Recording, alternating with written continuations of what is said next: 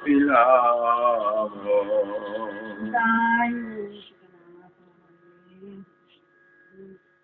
জয় জয় শ্রী রাধে।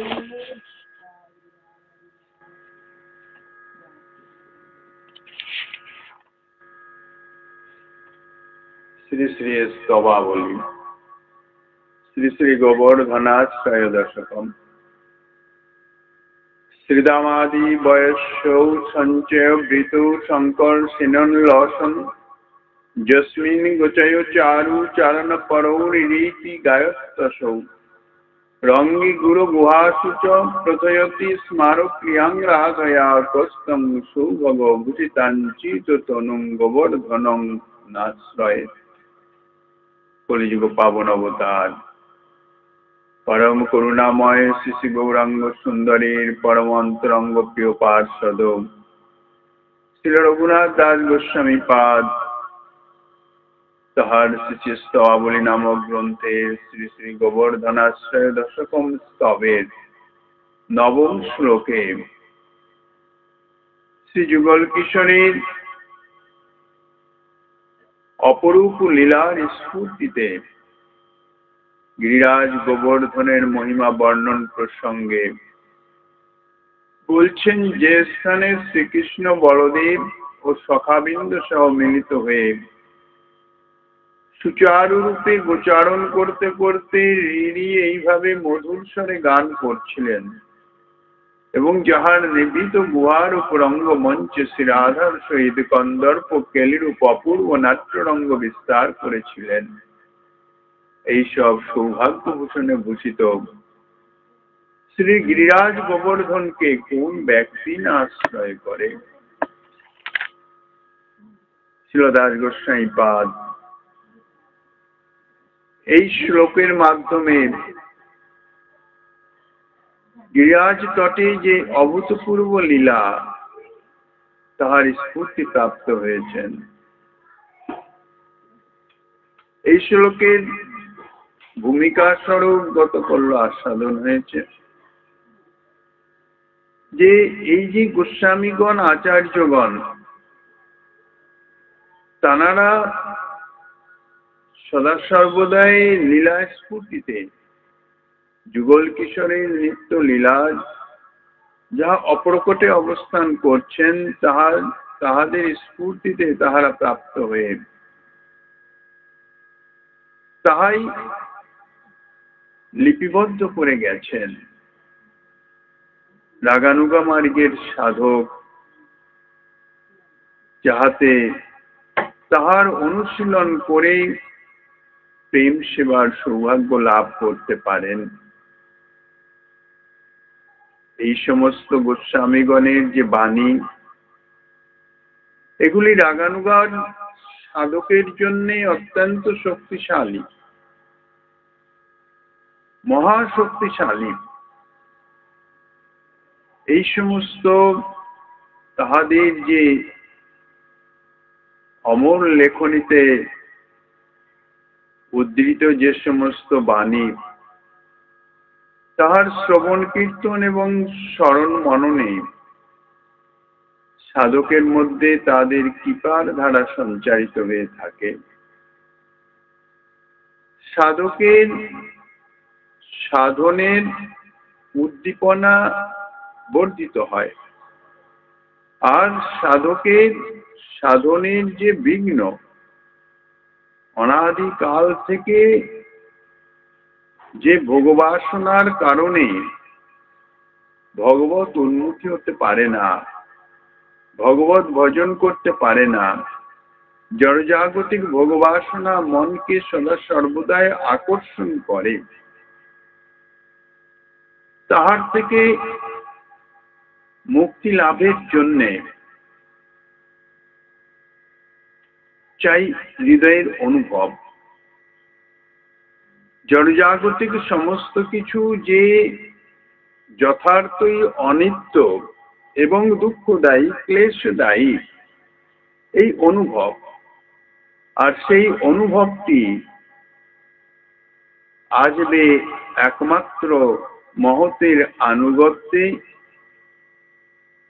মহতের নিকট আচরণ, ভজন ইত্যাদি শিক্ষার মাধ্যমে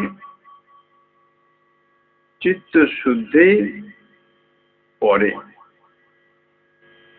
এখন চিত্ত শুদ্ধি হবে, তারপরে অনুভব হবে। তার আগে যদি কিছুই না হয়, তাহলে সাধক সাধনে অগ্রসর হবে কিসের জোরে? তাহাতে দৃষ্টান্ত দেওয়া যায় সূর্যোদয়ের ন্যায়। সূর্যোদয়ের আগে যেমন অরুণোদয় বলা হয়, অর্থাৎ সূর্যোদয়ের 6 দণ্ড আগে থেকেই পূর্বাকাশ ধীরে ধীরে ধীরে ধীরে পরিষ্কৃত হতে থাকে। তা আমাদের চিত্তের যে অশুদ্ধতা, কামনা কলুষতা যত বেশি আছে, যত তার গভীরতা, তত আমাদের চিত্ত হচ্ছে অন্ধকারময়। কাম অন্ধতম, প্রেম নির্মল ভাস্কর। পরিষ্কার জ্যোতিষ সম্পন্ন হইতেছে প্রেম, আর কাম হইতেছে অন্ধতম, ঘন অন্ধকার। যেমন ঘন অন্ধকার যে নিজের অঙ্গ প্রত্যঙ্গ আদিও দৃষ্টিগোচর হয় না, এখন এতাদৃশ ঘন অন্ধকারাচ্ছন্ন অবস্থায় উজ্জ্বল প্রকাশ বা উজ্জ্বল আলোর চিন্তাই করা যায় না। কিন্তু প্রেম হচ্ছে নির্মল ভাস্কর, উজ্জ্বল আলো সদৃশ। অন্ধকার দূরীভূত না হলে তো প্রেমের আলো সে প্রাপ্ত হতে পারবে না। বা বিপরীতার্থে বলা যায়, প্রেমের আলো জ্বললেই তবেই অন্ধকার দূরীভূত হয়। এখন প্রেমের আলোকে জ্বালাবে, জানার কাছে আলো আছে তিনিই তো জ্বালাতে পারে। যেমন সূর্যদেব সদা জ্যোতিষ্মান, অন্ধকারের সঙ্গে সূর্যদেবের কখনো সাক্ষাৎই হয় না। এখন কেউ যদি বলে অন্ধকারকে সূর্যদেবের সঙ্গে সাক্ষাৎ করতে বা সূর্যদেবকে অন্ধকারের সঙ্গে সাক্ষাৎ করতে, সেটি কোনো কালেই সম্ভব হবে না। তো সেই রকম যাদের নিকটে প্রেমরূপ উজ্জ্বল জ্যোতি অর্থাৎ ভাস্কর, নির্মল ভাস্কর অবস্থান করছেন, তাহাদের সান্নিধ্যে যদি যাওয়া যায়, তাহলে অন্ধকার আপনা আপনি দূরীভূত হয়ে যাবে। অন্ধকারকে তাড়াতেও হবে না, যেতে বলতেও হবে না। এখন এটি তো চট করে হয় না। সূর্যদেব যখন উদিত হন, তার আগে থেকেই তার যে উজ্জ্বল জ্যোতি চতুর্দিকে বিকীর্ণ হয়ে আছে, সেই জ্যোতি যখন ধীরে ধীরে প্রকাশিত হতে থাকে, অন্ধকারও ঠিক সেই রকম ধীরে ধীরে দূরে পিছনে হতে থাকে। তো সেই রকম সাধুর সান্নিধ্যে গেলে, সাধুর চরণ আশ্রয় করলে, সাধুর আনুগত্য নিলে, সাধুর কৃপাতে, সাধুর উপদেশ অনুরূপ চললে, তাহলে কি হবে? ধীরে ধীরে ধীরে ধীরে চিত্তের এই অন্ধকার দূরীভূত হয়ে যাবে। এখন তাদৃশ সাধু বা সন্ত সদা সর্বদাই তো পাওয়া যায় না। সবচেয়ে বড় কথা হচ্ছে সাধু সঙ্গের জন্যে, সাধুর আনুগত্য বা আশ্রয় গ্রহণের জন্য চিত্তের একটি আকাঙ্ক্ষা বা ইচ্ছা, এটি আমাদের হয় না। কেন হয় না? আমরা বিষয় ভোগের মধ্যে এমন ভাবে মত্ত হয়ে আছি, বিষয় ভোগ যে দুঃখদায়ী, যন্ত্রণাময়, এখানে যে সুখের কিছুই নাই, এই অনুভবটাই আমাদের নাই। কথিত আছে যে একবার বাদশার সান্নিধ্যে একজন ফকির সাহেব আছেন। ফকির সাহেব আসলে আকবর বাদশাহ এমনি খুব ধর্মপরায়ণ, আর সাধু সন্ত ফকিরকে সদা সর্বদাই সম্মান করতেন। সাধু সন্ত ফকির অর্থাৎ ওই সম্প্রদায়ের সাধু সন্তকে ফকির সাহেব বলা হয়, পীর সাহেব বলা হয়। তাঁরা যদি আগমন করেন, তাঁদের আদর আপ্যায়নের সঙ্গে সঙ্গে তাঁদের কিছু প্রণামই অর্পণ করতে হয়, কিছু উপহার উপঢৌকন দিতে হয়। এটি হচ্ছে কৃপা প্রাপ্তির জন্য নয়, এটি হচ্ছে মর্যাদা রক্ষণের জন্য। আকবর বাদশাহ কি করলেন, একটি মতির মালা, মুক্তার মালা তিনি ফকির সাহেবকে দিলেন, শ্রদ্ধা সহকারে অর্পণ করলেন। ফকির সাহেব সেটি হাতে নিয়েই বাদশাহকে ফিরিয়ে দিচ্ছেন, বলছেন, বাদশাহ, এই অত্যন্ত দুর্গন্ধযুক্ত, এই গন্ধ আমি সহ্য করতে পারছি না। বাদশাহ অবাক হয়ে গেলেন, বললেন, ফকির সাহেব আপনি কি বলছেন? মুক্তার মালা আমরা সদা সর্বদাই গলায় ধারণ করে রাখি, আমরা তো কোন রকম গন্ধের আভাসও কিছু অনুভব পাই না।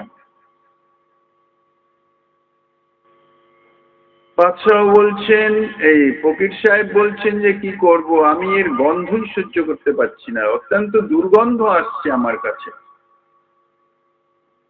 আকবর বাদশাহ একটু মনক্ষুণ্ণ হলেন যে ফকির সাহেব আমাকে অবমাননা করার জন্যই বোধহয় এই কথা বলছেন বা অহংকারী হয়ে বলছেন। ফকির সাহেব বুঝতে পারলেন। আকবর বাদশাহকে বললেন, বাদশাহ, যদি আপনার অসুবিধা না হয় তাহলে আমার সঙ্গে এক জায়গায় একটু যাবেন। আর ফকির সাহেব বলছেন, বাদশাহ বললেন, ঠিক আছে চলুন। তা বাদশাহকে নিয়ে ফকির সাহেব ঘুরতে ঘুরতে এলেন কোথায়? একটি চামড়ার কারখানায়, যেখানে চামড়া তৈরি করে শোধন করে শুকিয়ে বিক্রয় করা হয়। বাদশাহ তার কাছাকাছি যেতেই তো অস্থির হয়ে গেছেন, প্রচন্ড দুর্গন্ধযুক্ত। ফকির সাহেবকে বলছেন যে ফকির সাহেব, এখানে আমি এক সেকেন্ডও থাকতে পারছি না, প্রচন্ড দুর্গন্ধ, শিগগির চলুন, এখানে কি মানুষ আছে নাকি? ফকির সাহেব বলছেন, এক সেকেন্ড দাঁড়ান, একটু দাঁড়ান।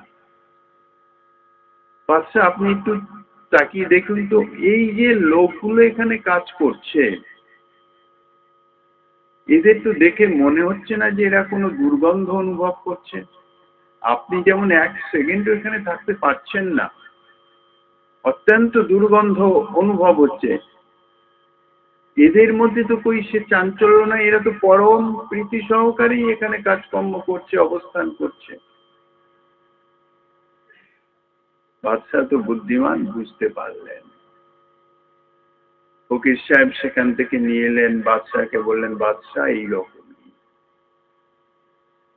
আপনাদের এই যে বিষয় আসক্তি, বিষয় ভোগ, এগুলি আমাদের নিকট এইরকম দুর্গন্ধযুক্ত, আপনারা সেটা অনুভব করতে পারবেন না, কেননা আপনারা তো বিষয় ভোগের মধ্যেই রত হয়ে আছেন, অভ্যাস হয়ে গেছে, অভ্যস্ত, আপনাদের গন্ধ অনুভবই আসবে না।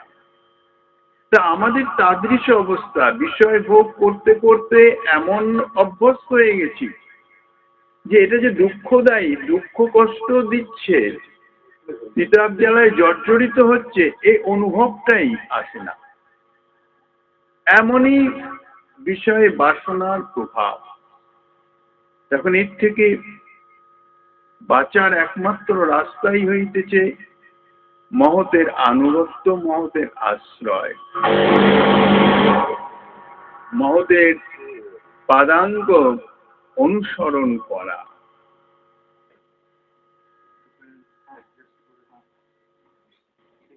এইটাকে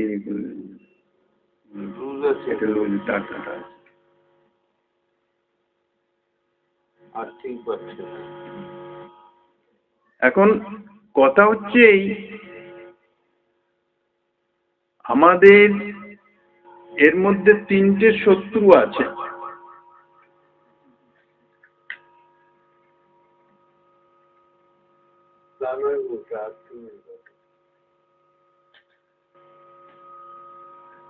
গীতাতে ভগবান বলেছেন আমাদের এমনি ষড়ঋপু 6টি শত্রু তো আছেই,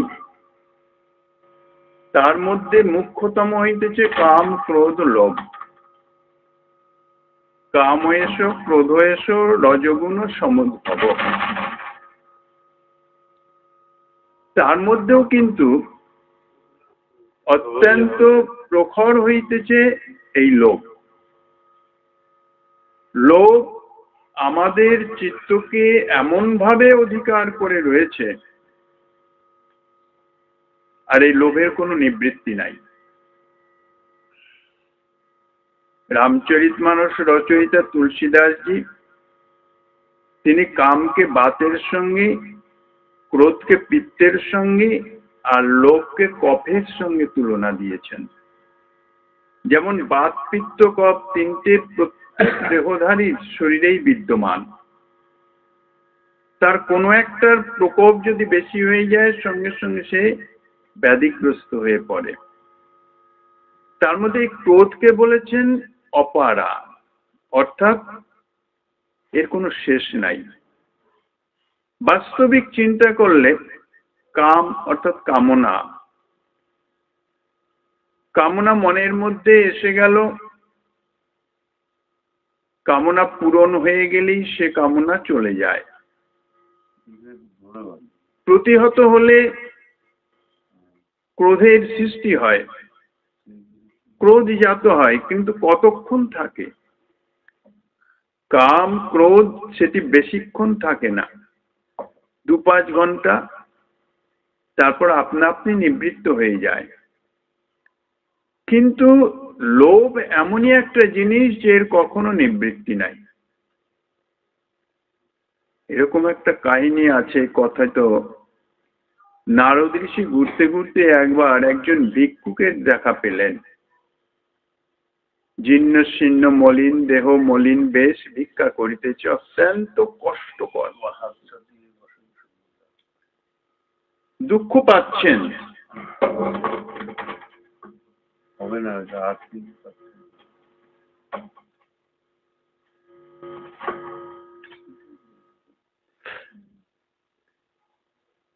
কষ্ট দেখে দেবর্ষির চিত্ত বিগলিত হয়ে গেল। কারণ মহতের চিত্ত এমনি জীবের দুঃখ কষ্টে এমন বিগলিত হয়ে যায়, সঙ্গে সঙ্গে তাহার চিত্তে তাহার দুঃখ দূরীকরণের জন্য করুণার ধারা বর্ষিত হতে থাকে। তিনি কি করলেন, একটি পত্র লিখে সেই ভিক্ষুকে দিয়ে দিলেন যে কুবেরের কাছে চলে যাও, এই পত্রটি দেখালে তোমার এই যে ভিক্ষা পাত্র পরিপূর্ণ করে দেবে, তোমাকে সারা জীবন যাতে আর ভিক্ষা না করতে হয়, নিশ্চিন্তে তোমার চলে যাবে। কুবেরের কাছে গিয়ে পত্র দিয়েছেন, পত্র পেয়ে কুবের এখন নারদ ঋষি পাঠিয়েছেন, অনুচরকে বলিদের সঙ্গে পাঠিয়ে দিলেন, বললেন যাও এ পাত্র পূর্ণ করে ধন সম্পদ দিয়ে দাও। অনুচর তো পাত্র পূর্ণ করছে, পাত্রে ধন দিয়েই যাচ্ছে, আর পূরণ আর হয় না, ভর্তি আর হয় না। নারদ ঋষি বলেছেন পাত্র পূর্ণ করে দিতে, পূর্ণ আর কিছুতেই হচ্ছে না। কুবেরের কাছে সংবাদ গেল, কুবের নিজের স্বয়ং এলেন, দেখলেন তাই তো, খাজানা প্রায় শেষ হতে চলল, পূর্ণ হলো না। কয়েকদিন অতিবাহিতই হয়ে গেছে। নারদ ঋষি হঠাৎ মনে হল, আচ্ছা দেখি তো কি অবস্থা। কুবেরের কাছে চলে এসছেন। বাস্তবিক কুবের নারদ ঋষির স্মরণ করেছেন যে কাকে পাঠিয়েছেন আপনি, আমার খাজানা খালি হয়ে গেল, তবু এর পাত্রটি পূর্ণ করতে পারছি না। নারদ ঋষি যেই প্রকট হয়েছেন দেখেই কুবের বললেন, মহারাজ একটু বুঝে শুনে তো পাঠাবেন, বিচার বিবেচনা করে দেখে শুনে। আমি খাজানা খালি করে ফেললাম, এর পাত্র পূর্ণ করতে পারছি না। নারদ ঋষি বলছেন, তাই তো, কি ব্যাপার? তিনি দিব্য দৃষ্টিতে দেখলেন যে পাত্রটি আর কিছুই নয়, মানুষের মগজ, অর্থাৎ যেখানে লোভ বসে আছে। লোভের কখনো পূর্তি হয় না। এই লোভকে সমূলে নষ্ট করতে হয়, ধ্বংস করে দিতে হয়। গোস্বামীপাদ রামচরিতমানসের শত্রুঘ্নকে বলেছেন রিপুসূদন, লোভ ধ্বংসকারী। লোভকে ধ্বংস না করতে পারলে কোনো মতেই কোনো দিক দিয়েই তার ভজন সাধনে উন্নতি হবার নয়। কেননা প্রতি মুহূর্তে এসে বিঘ্ন সৃষ্টি করবে। লোভ বহু রকমের আছে, শুধু যে জড়জাগতিক অর্থ সম্পদ ভোগের যে লোভ তা নয়, পারমার্থিক জগতেও লোভ আছে। যাদের পারমার্থিক জগতের লোভ, অর্থাৎ কত দ্রুত কত তাড়াতাড়ি আমি ভগবত পাদ পদ্মে পৌঁছাবো, সেবা লাভ করব, তার জন্যে এ কিভাবে করছে, ও কিভাবে করছে, এই বিভিন্ন দিক দেখে বেড়ানো, কোনটা কি কোনটা নেব, একবার এটা নিচ্ছে সেটাতে ঠিক আছে, আরেকটু ভালো দেখলো সঙ্গে সঙ্গে সেই পথটা ধরে নিল। এটাও পারমার্থিক জগতের, এও লোভের ফল। এতে কখনোই সিদ্ধি লাভ হয় না, কারণ মূলত তো লোভ। কিন্তু এই লোভ বা লালসা, এর কখনো শেষ নাই।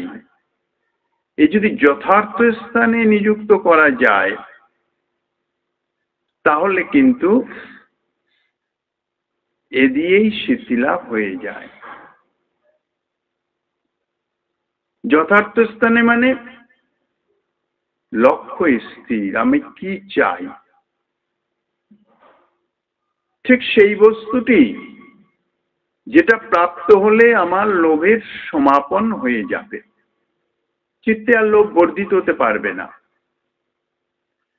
আর যতক্ষণ পর্যন্ত সেটি না হবে, মনে হবে এইটি পেলেই আমার সুখ হবে, শান্তি হবে বা আমার সিদ্ধি লাভ হবে, কিন্তু সেটি প্রাপ্ত হলেই তখন আবার অন্যদিকে লোভ চলে যাবে। এই জন্য শ্রীরূপ গোস্বামীপাদ তিনি বলেছেন, কৃষ্ণ রস ভাবিতা মতি, কৃষ্ণ রসে ভাবিত যে মতি, অর্থাৎ যে মন বুদ্ধি চিত্ত, যদি কোথাও পাওয়া যায় তা সেটি ক্রয় করতে, সেটি কিনে নিও। এখন কোনো জিনিস কিনতে গেলে তার তো মূল্য চাই, আর মূল্যটা তো জানতে হবে। নইলে খুঁজে খুঁজে কোথাও পেলাম কিন্তু আমার কাছে মূল্যই নাই, তাহলে তো কিনতে পারবো না। এই জন্য গোস্বামীপাদ মূল্যের কথাও উল্লেখ করে দিয়েছেন। বলছেন লোল্যম এক মূল্যম, একমাত্র লোল্য বা লালসাই হইতেছে এর মূল্য। কোটি জন্মের স্বীকৃতিতেও তাহা পাওয়া যায় না। অর্থাৎ কৃষ্ণ রস ভাবিতা মতি প্রাপ্তির জন্যে যে লোভ বা লালসা, এটি কোটি জন্মের স্বীকৃতিতেও পাওয়া যাবে না। একমাত্র মহৎ কৃপাতেই সেটি সম্ভব। এখানেও টিকাকার বলেছেন যে রাগানুগা মার্গে ভজনের যে সৌভাগ্য লাভ, সেটি বহু সাধনা আর সেই সঙ্গে সঙ্গে অহেতুকী মহৎ কৃপার ফল। তো শত্রুঘ্নকে গোস্বামীপাদ রিপুসূদন বলেছেন, তিনি এই লোভকে, এটা হচ্ছে অন্তর্নিহিত লোভ, নিজের ভিতরকার লোভকে তিনি দমন করেছেন বা ধ্বংস করেছেন। কিভাবে? রামচন্দ্র যখন 14 বৎসর আনতে এসে রাজ্য অভিষেক হয়ে গেল, তখন তিনি মনে মনে চিন্তা করলেন, পূর্বকালের কিছু প্রাচীন পন্থা ছিল। কোনো গৃহে যদি কোনো অনুষ্ঠান আদি হতো, অর্থাৎ বিয়ে শাদী ইত্যাদি বা এরকম কোনো মাঙ্গলিক অনুষ্ঠান, তাহলে যার সম্বন্ধে হতো তিনি কি করতেন, ছোট ছোট যাদের তাদের কিছু উপহার দিতেন, উপঢৌকন দিতেন প্রীতি সহকারে। রামচন্দ্র মাতা কৌশল্যাকে বললেন যে, মা, আমার রাজ্য অভিষেক তো হয়ে গেছে, আমি এখন এই আমার অনুজদের কিছু দিতে চাই। অর্থাৎ 3 ভাই আছে, 3 ভাতৃবধূ আছে, এদের কিছু দিতে চাই, কিন্তু আমি নিজে ইচ্ছা করে দিব না। কেন, আমি যদি ইচ্ছা করে দেই তাহলে আমার মনে একটা অতৃপ্তি থেকে যাবে, কি জানি আমি যা দিলাম এটি তাদের যথার্থ মনোমত হলো কিনা। তো এরা আমার কাছে চেয়ে নি, যার যা কামনা। রঘুকুলের রীতি হচ্ছে এই যে কেউ কোনো পদার্থ চায় না। বিস্তারিত প্রসঙ্গের কোনো অপেক্ষা নাই আমার। শত্রুঘ্নের বিষয়টা, শত্রুঘ্নের কাছে যখন বললেন, সবার ছোট শত্রুঘ্নকে বলছেন সুশীল, মুখে কোনো বাক্য নাই, সদা সর্বদা চুপ। শত্রুঘ্নের চরিত্র এমন, শত্রুঘ্ন সবসময় চুপ করেছিলেন। আর তিনি যে লোভকে দমন করেছেন, সে লোভ হচ্ছে, লোভ স্বরূপ হইতেছে মন্থরা। মামাবাড়ি থেকে আসার পরে মন্থরাকে অত্যন্ত নিগ্রহ করেছিলেন শত্রুঘ্ন। কেন, মন্থরাই তো লোভ স্বরূপ। কইকেয়ীর মনকে বিষিয়ে দিয়ে রামচন্দ্রকে বনবাসে পাঠিয়েছিল। সেই লোভকে নিগ্রহ করেছিল শত্রুঘ্ন। শত্রুঘ্ন ছিলেন কি রামচন্দ্রের কাছে, যে আমি যেন সদা সর্বদাই ভরতের অনুগমন করতে পারি, ভরতের পিছে পিছে চলতে পারি। আর রামচরিতমানসে ভরতের চরিত্র হচ্ছে সন্ত চরিত্র, সাধুর চরিত্র, চরম ত্যাগীর চরিত্র। রামচন্দ্র 14 বৎসর বনবাসে ছিলেন পিতৃসত্য পালনের জন্যে, পিতার বাক্য রক্ষার্থে, নিজের ইচ্ছায় নয়। কিন্তু ভরত এই 14 বৎসর তীব্র বৈরাগ্য ত্যাগীর জীবন যাপন করেছেন শুধু রামচন্দ্রের প্রতি পিতার্থে, প্রীতির জন্য। আমার প্রভু বনে বনে বিচরণ করছেন, কোথায় কোন বৃক্ষতলে বা কোথায় কিভাবে অবস্থান করছেন পর্ণ কুটিরে, আমি রাজপ্রাসাদে থাকবো, এর অসম্ভব। এর হচ্ছে গাঢ় প্রীতির নিদর্শন। ভরতের চরিত্র থেকে বহু বহু শিক্ষণীয় বিষয় আছেন। তিনি কি করলেন, নন্দীগ্রামে, এখন অগ্রজের আদেশ, রাজকার্য তাকে সামলাতেই হবে। গুরুজনের অর্থাৎ গুরু মহতের আদেশ পালন করার, প্রাণ দিয়েও পালন করার চেষ্টা করা উচিত। কাজে রাজ্য শাসন করতেই হবে। রামচন্দ্রের পাদুকাকে অবলম্বন করে সেবক হিসাবে তিনি রাজ্য শাসন করছেন। কোথায়? নন্দীগ্রামে নিয়ে এলেন।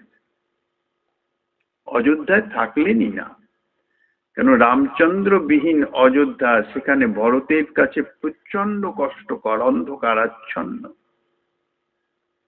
এখানে থাকলেন তাও কি, ঠিক রামচন্দ্র যেরকম তপস্বীর বেশ, এনারও তপস্বী বেশ।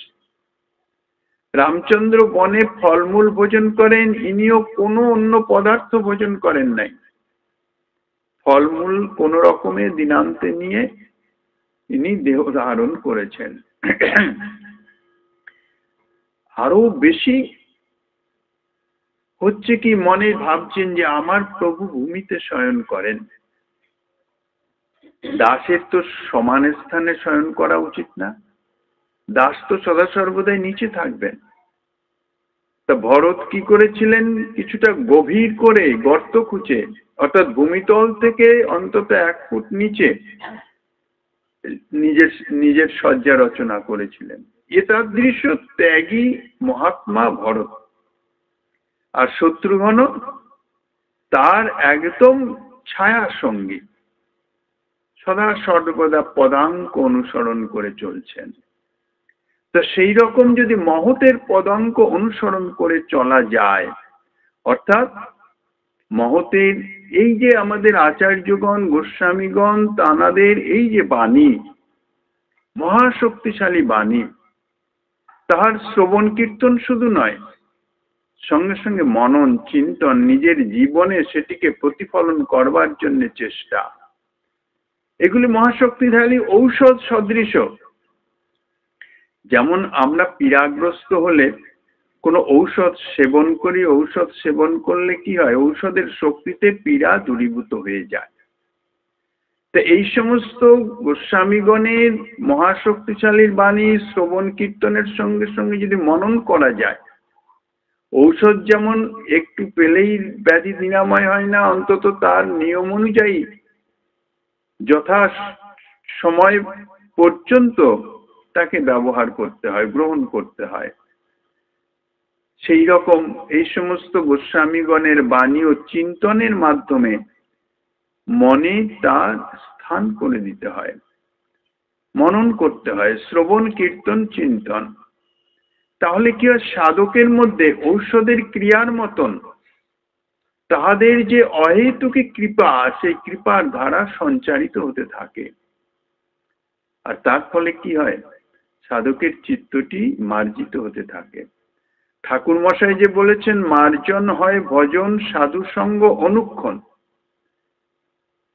এখন সদা সর্বদাই কোনো সাধুর সঙ্গে থাকা এটা তো সম্ভব নয়,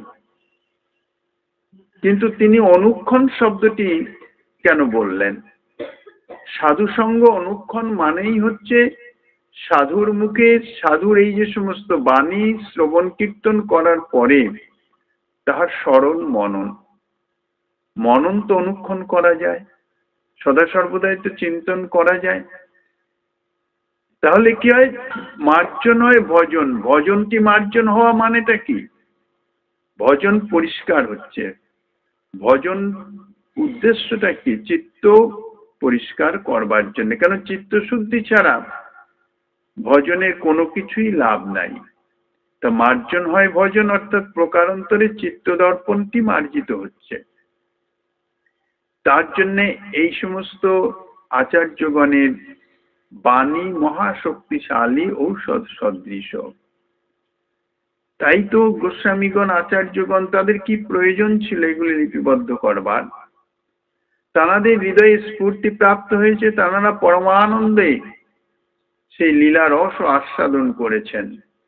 কিন্তু এই যে অহেতুকী কৃপা পরায়ণ, পরবর্তীকালে রাগানুগা মার্গের সাধকের জন্য তাঁরা এগুলি লিপিবদ্ধ করে রেখে গেছেন। যে শুধু লিপিবদ্ধ নয়, এই সমস্ত যে বাণী আমাদের জাগতিক কোনো বাণী নয়, অর্থাৎ জাগতিক কোনো কথা নয়, এর প্রত্যেকটা শব্দের মধ্যে অপ্রাকৃত শক্তি সঞ্চারিত করা আছে। দেখতে শুনতে সাধারণ বাণীর মতো হলে কি হবে, প্রতিটা অক্ষরের মধ্যে শক্তি সঞ্চারিত আছে। যেমন কবিরাজি ঔষধের বটি তৈরি করে, তার মধ্যে বিভিন্ন ওষুধের রস মিশ্রিত করে, অর্থাৎ জারিত করে বা ভাবিত করে, রসে চুবায় আবার শুকায় আবার চুবায়, যেন সেই বটিকার প্রতিটি পরমাণুতে সেই রস সঞ্চারিত হয়ে যায়, বাইরে থেকে কিছুই দেখা যায় না। ঠিক তাদৃশ এই সমস্ত মহতের বাণী, বাইরে থেকে মনে হয় আমরা প্রাকৃত যা কথা তাই তো একই তো, কিন্তু বাস্তবিক তা নয়। এর মধ্যে প্রতি অনুপারমাণুতে অর্থাৎ প্রতি অক্ষরে অক্ষরে তাঁদের কৃপা শক্তি সঞ্চারিত আছে। কেননা কৃপা ভিন্ন ভজন সাধনে কোনো মতেই অগ্রসর হতে পারবে না। মহতের কৃপা সাপেক্ষ। রাগমার্গের মধ্যেও গোপী আনুগত্যময়ী ভজন, সেটি হচ্ছে অতিশয় রহস্যময়। আর সেই গোপী আনুগত্যময়ী ভজন লাভ করতে হলে একমাত্র তাদৃশ ভাব সমন্বিত মহতের কৃপা সাপেক্ষ। এখন তাদৃশ ভাব সমন্বিত মহৎ কোথায় খুঁজতে যাব? আর খুঁজেই বা আমি পাবো কি করে? আমার তো সে চেনবার অনুভব নাই, চেনবার সামর্থ্য নাই, চক্ষুইন্দ্রিয় নাই, কারণ মহতের ক্রিয়ামুদ্রা বিজ্ঞে না বুঝয়। অতি অতি পণ্ডিত ব্যক্তিও মহতের কার্যধারা বুঝতে পারবে না যে মহৎ কি উদ্দেশ্যে কি করছেন, কিন্তু তারা অহেতুকী কৃপা পরায়ণ। এই জন্যে যদি কোনো ভাগ্যে সেই তাদৃশ মহতের দর্শন সৌভাগ্য লাভ হয়ে যায়, আর যদি কোনো ভাগ্যে তাদৃশ মহতের কোনো আশ্রয় গ্রহণ করা যায়, তাহলে তো অতীব দুর্লভ বস্তু প্রাপ্তি। না পাওয়া গেলে অন্তত এই মহতের বাণী নিত্য অনুশীলন করা, শ্রবণ কীর্তন চিন্তন মনন করা, তাই তানাদের স্ফূর্তিতে প্রাপ্ত এই সমস্ত লীলাবলী গোস্বামীগণ লিপিবদ্ধ করে গেছেন, যাহাতে সেগুলির শ্রবণ কীর্তনের সঙ্গে সঙ্গে চিন্তনের মাধ্যমে ব্রজসুন্দরীগণের সেই যে প্রেম ও সেবা, সেই প্রেম ও সেবা লাভের জন্যে যদি চিত্তে একটুখানি লালসার উদয় হয়, কোন সৌভাগ্যে অর্থাৎ কোন বিশেষ তাদৃশ মহতের কৃপার ফলে একবার যদি লোভ জাগরিত হয়ে যায়, আর এটি হচ্ছে চরমতম বস্তু, এটি প্রাপ্ত হলে আর কোনো কিছু পাওয়ার অপেক্ষা থাকে না, অর্থাৎ আর কোনো কিছুর দিকে লোভ ধাবিতই হবে না। যদি অতি উত্তম একটি ভোজ্য বস্তু এসে উপস্থিত হয়, আর যদি জিহ্বা তার রস আস্বাদন করে, অতি উত্তম লাগে, তাহলে তার থেকে নিকৃষ্ট রসের বস্তুর দিকে জিহ্বা চাইবেই না, সেই বস্তুটির দিকেই লোভ হবে। কেননা সেটি রস আস্বাদন, জিহ্বাটি তার মধ্যে সর্বোত্তম আস্বাদন প্রাপ্ত হয়েছে, এর থেকে নিকৃষ্ট কোনো দিকে আর জিহ্বা নেবেই না। তো সেই রকম যদি কোনো ভাগ্যে একবার একটুখানি চিত্তে লালসা জাগরিত হয়ে যায় মহতের অহেতুকী কৃপায়, সেই জন্যই সাধনা, এই শ্রবণ কীর্তন চিন্তন মনন এগুলো হচ্ছে সাধনা, আর কিছু না। শ্রদ্ধা সহকারে সাধনা করতে হবে, অন্তরে দৃঢ় বিশ্বাস নিয়ে, মহতের বাণীতে বিশ্বাস নিয়ে সাধনা করতে হবে। ব্যাধিগ্রস্ত হয়ে যেমন ডাক্তারের নিকট বিশ্বাস করে ডাক্তারের নির্দিষ্ট উপদিষ্ট ওষুধ গ্রহণ করতে হয়, এবং ধীরে ধীরে ধীরে ধীরে ওষুধের ক্রিয়া শুরু করে। ক্রিয়া যদি নাই করে, ব্যাধি ঠিক না হলে পুনরায় আবার ডাক্তারের কাছে যেতে হয়, বলতে হয়, নিবেদন জানাতে হয় কি কাজ হলো না হলো। কিন্তু ডাক্তারের উপর যদি বিশ্বাসী না হয়, তাহলে সে তার ওষুধে কোনো ক্রিয়াই করবে না। এরকম শোনা গেছে, ঠিক ঠিক ওষুধ দিলেও যদি সে ডাক্তারের প্রতি অন্তরের বিশ্বাস না থাকে, তাহলে ব্যাধি নিরাময় হয় না। সেই জন্য প্রথমে চাই বিশ্বাস। বিশ্বাস করে এই সমস্ত মহাশক্তিশালী বাণীর শ্রবণ কীর্তন চিন্তন ইত্যাদি করতে হবে, তাহলে অবশ্যই আমি কৃপা প্রাপ্ত হব। তো গোস্বামীপাদের চিত্তে একটি অভূতপূর্ব লীলার স্ফুরণ হয়েছে। একদা নিরাগের দিবা ভাগে, অর্থাৎ গ্রীষ্মকালের দিনের বেলায় মধ্যাহ্নে শ্রী গোবিন্দ সখাগণ সঙ্গে গোচারণে গিয়েছেন, আর শ্রীমতী রাধারানী তখন যাবটে অবস্থান করছেন। তিনি কৃষ্ণ বিরহে অত্যন্ত কাতর হয়ে গেছেন। এখনো কৃষ্ণ বিরহ সহ্য হয় না। শ্যাম বিরহের আতিশয্যে প্রাণ যেন কণ্ঠাগত হয়ে গেছেন। অনুচরী কিঙ্করী তুলসী মঞ্জুরি অর্থাৎ এই শ্রীপাদ রঘুনাথ দাস গোস্বামী, যিনি ব্রজলীলাতে রতি মঞ্জুরি বা তুলসী মঞ্জুরি, আদর করে ডাকতেন তুলসী বলে, আর শ্রীমতীর অত্যন্ত প্রিয় পাত্রী। তুলসীকে বলছেন, শ্রীমতী তুলসী, তুই আমার এই সংকটকালে একমাত্র সহায়, আমার প্রিয়তমের দর্শন করিয়ে দিয়ে আমার প্রাণ রক্ষা কর। কিঙ্করীগণের কাজই তো তাই, সদা সর্বদায় তাহারা, আর এই সমস্ত কিঙ্করীগণ হচ্ছে রাধা প্রিয়াধিক্যা। স্বামিনীর প্রতি তাদের প্রীতির আধিক্য বেশি। শ্যামসুন্দরের থেকেও রাধারানীর প্রতি তাদের প্রীতির আধিক্য। কিভাবে রাধারানীকে সন্তুষ্ট করবেন, কিভাবে রাধারানীকে সুখী করবেন? রাধারানী তো অন্য কিছুতে সুখ নাই। শ্যামের সঙ্গে মিলনেই রাধারানীর সুখ। কেননা শ্যামের সঙ্গে মিলিত হতে পারলেই তো শ্যামসুন্দরকে প্রেম সেবা করে সুখী করতে পারবেন। শ্যামসুন্দরের যাবতীয় যে বাসনা, সুখ বাসনা, সমস্ত নিবৃত্তি করেন শ্রীমতী রাধারানী প্রেম সেবার মাধ্যমে। তো কাজেই শ্রীমতী রাধারানীকে যদি শ্যামসুন্দরের সান্নিধ্যে পৌঁছানো যায়, মিলন করানো যায়, তাইলে শ্রীমতী রাধারানীর শ্যামসুন্দরকে প্রেম সেবার মাধ্যমে সুখী করে যে তৃপ্তি অনুভব করেন, যদিও প্রেম সেবাতে তৃপ্তি হয় না, তবুও স্বাভাবিকভাবে একটা সুখ আনন্দ নিজের অজান্তে অন্তরে এসে যায়। প্রিয়তমকে সুখী করতে পারার চেয়ে বড় আনন্দ আর নাই। সেই আনন্দ রাধারানীর সঙ্গে তাদাত্ম্য প্রাপ্ত কিঙ্করীগণের তার থেকে আরো অধিক রূপে অনুভব হয়। এই জন্যে যুগল বিলাসের জন্য, যুগল মিলনের জন্য, শ্রীমতীর সেবার জন্য সদা সর্বদাই কিঙ্করীগণ তটস্থ হয়ে আছেন। কিভাবে স্বামিনীকে সুখী করবেন? স্বামিনীর শ্রীচরণাশ্রিতা কিঙ্করী, এই কিঙ্করীগণ অর্থাৎ মঞ্জুরীগণ, এরা শ্রীমতীর সর্বকার্যের একমাত্র অবলম্বন।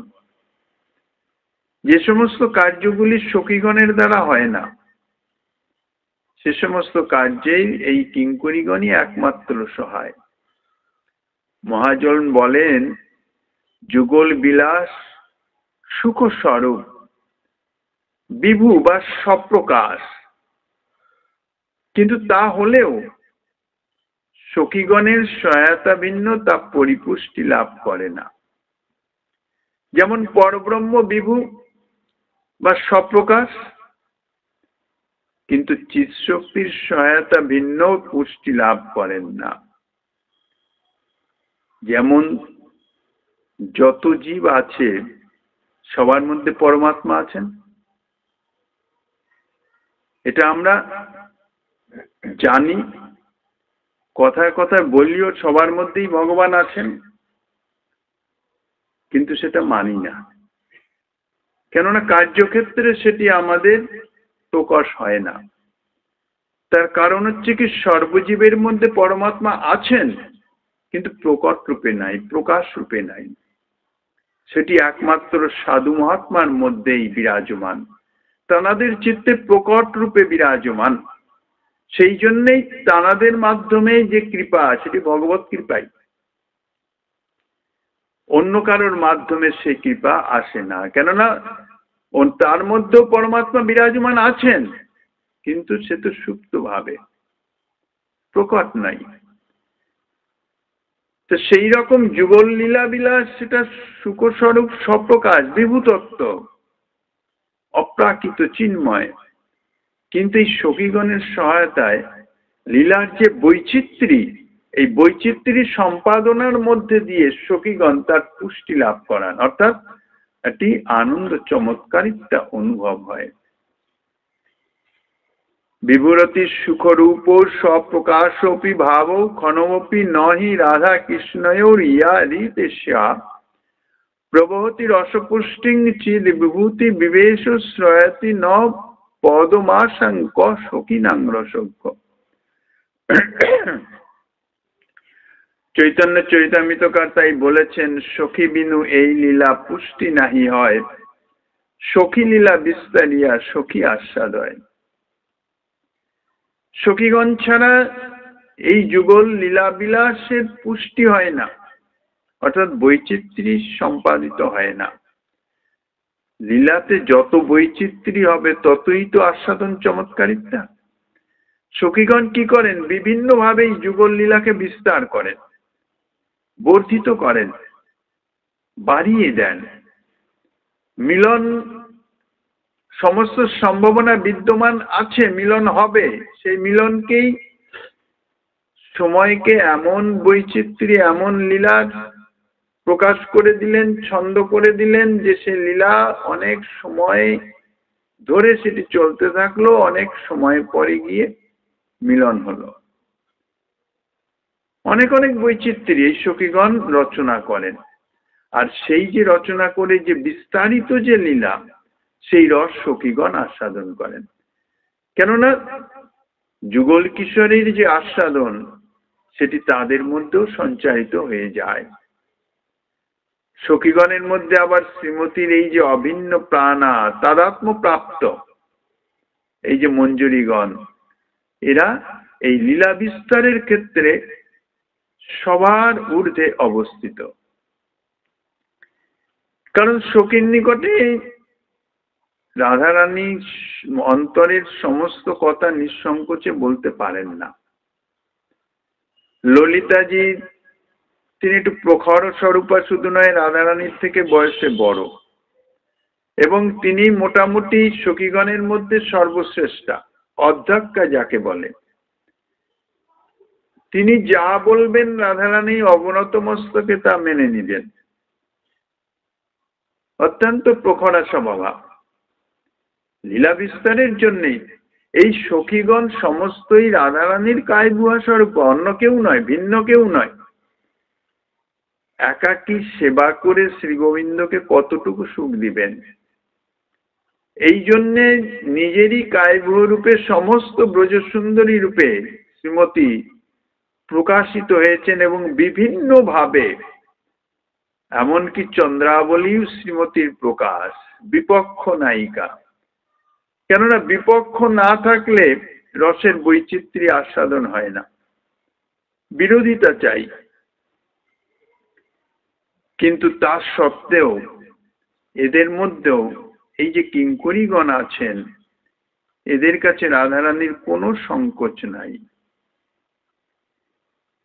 অন্তরের সঙ্গে এমন ভাবে তাদাত্ম্য প্রাপ্ত, রাধারানীর কিছু বলারও অপেক্ষা থাকে না, এরা আগেই বুঝে যান। কেননা সদা সর্বদা ছায়া সঙ্গীর ন্যায় শ্রীমতীর সঙ্গে থাকেন, তাই অসংকোচে শ্রীমতী নিজের মনের ভাব ব্যক্ত করতে পারেন।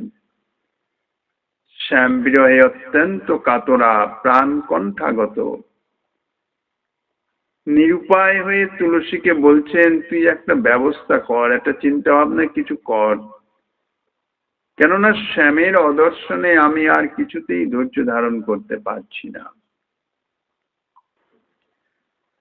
শ্রীমতীর ব্যাকুলতা দেখে তুলসী অত্যন্ত ব্যাঘ্রান্বিত হয়ে বেরিয়ে পড়লেন। কিভাবে, কোথায় শ্যামসুন্দরকে পাওয়া যাবে, কিভাবে মিলন করানো যাবে, সেই সব চিন্তা করছেন।